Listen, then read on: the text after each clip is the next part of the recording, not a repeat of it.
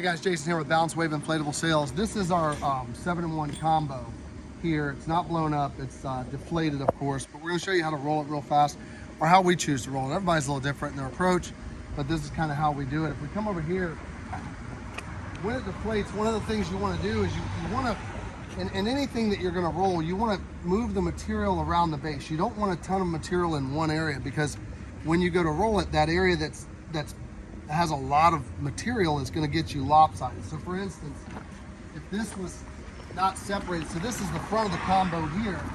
Notice that we laid it back with the pillars, laid it back here, and then we also pulled the back side, the back wall of the combo, and laid it towards the middle, but not on top of each other, and didn't let them pile up on the edges. We kind of got it in the middle, and then separated the vinyl some to where it's kind of, that square is pretty separated. All the material is pretty separated. So you come down on these big 7-in-1s, you're going to fold the step in, of course, and know that, you know, your square is right here. So underneath, where it turns black, that's your base square. That's what you want to stay within. So here's your slide section on a big double. Same idea for a knockdown combo, just on a bigger scale. Here's your connection for your pool and where your bumper is going to go. Here's your connection for that. So whether you have pool or bumper on is irrelevant. What we're going to do is fold this back square, and you'll see where it separates right here. Now we're starting to work with a bigger square unit, as you can see.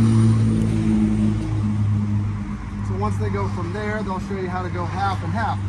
We like to particularly try and get our rolls about nose to forehead high, 6 foot or so, somewhere in that area. Some people choose to roll them much smaller and fatter. We find it harder to get on a dolly that way, and we want as much room in our storage facility and trailer as possible, thus going to roll it up a little bit bigger and taller.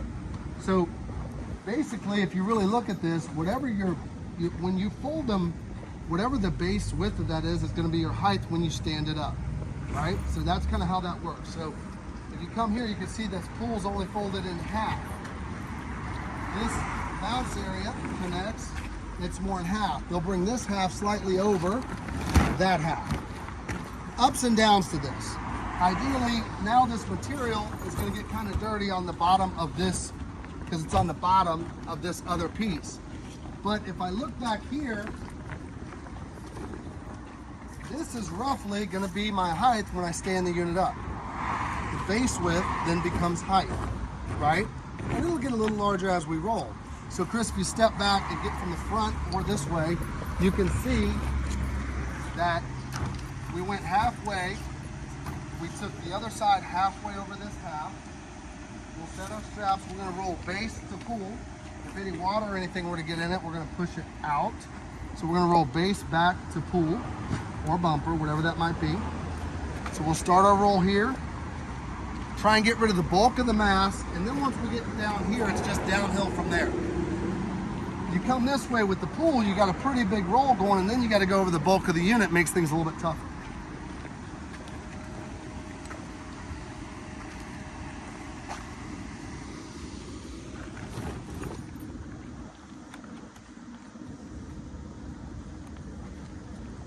When you're rolling, one thing to watch, even if you look here now, we're getting a little off center here. See, everything's starting to push left, so we'll have Timmy push more up on his side to try and straighten that roll out. One more time, Timmy. To try and straighten that roll out, and we're doing it rather quickly, so we didn't get all the air out of it, but there we go. Now they can go straight, because now the roll is back straightened out. Yep. And as you can see, it starts to get to be a little taller roll than necessarily a super short and fat roll. So again, you want to get most of the air out before we were doing this quick. This is sold, and we have customers waiting for me to do this video for you guys, but normally you would want to get all the air out before you decide to roll it. And we got plenty of zippers to do so. We just did it really quick. Now, as you can see, it's a really good roll. Good and tight. It'll stand up on its end nicely. Should come out to be about nose high, I'm thinking. We'll see in a minute when they lift it up to forehead high.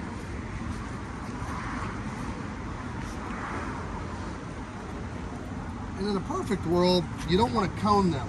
Meaning if you don't roll it with with it being pretty straight and really tuck it as you go and push down and tuck it, you can cone up in here, and then when you go to stand it up, it won't stand on its edge. But you'll see when they flip this up from them to me, this unit will stand on its edge by its own. It'll stand up by itself because it's rolled right. And you'll see it's about nose to head high, just as I told you. So that's how we do it. Again, for each his own.